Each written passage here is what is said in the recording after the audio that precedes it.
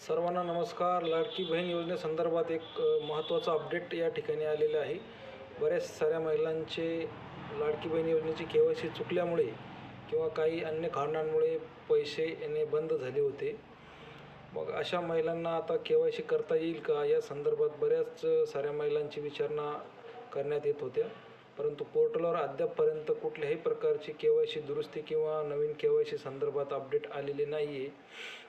मग आता या महिलांना जर त्यांची KYC चुकली असेल तर दुरुस्ती कशी करता येईल, तर या संदर्भात लवकरच अंगणवाडी सेविकांमार्फत एक फिजिकल व्हेरिफिकेशन त्यांचं करण्यात येणार आहे. आणि त्यानुसार ज्या महिलांची KYC चुकली असेल किंवा त्या महिला जर खरोखर पात्र असतील तर अशा महिलांचे व्हेरिफिकेशन होऊन त्यांचे हप्ते परत चालू होतील किंवा त्यांना जे मागील हप्ते मिळाले नाहीत ते पण त्यांना मिळणार आहेत.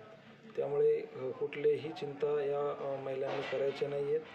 परंतु अशा काही महिला आहेत की ज्यांनी KYC केल्यानंतर त्यांचे खरोखर आधार पडताळणीमध्ये काही त्रुटी आढळल्या असतील, जसे ज्या निकष दिलेले आहेत त्या निकषाला मध्ये जर ते बसत नसतील तर त्या मात्र आता पैसे त्यांचे बंद झालेले आहेत. त्यांना कुठलाही लाभ इथून पुढे मिळणार नाही आहे.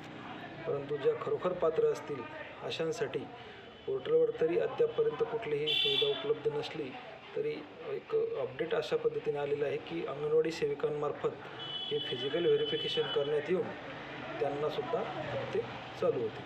धन्यवाद.